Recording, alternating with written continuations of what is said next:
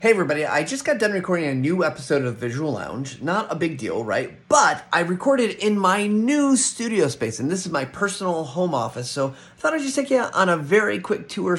I put my lights on the ceiling, so no more tripod on the floor getting in the way, but you can see right up here, they're hanging with these, I got a clamp across basically this cast iron bar. I also got some electrical in the ceiling, so can keep all that stuff off the ground, but you can see over here, it's all set up, and then I put the ones back here.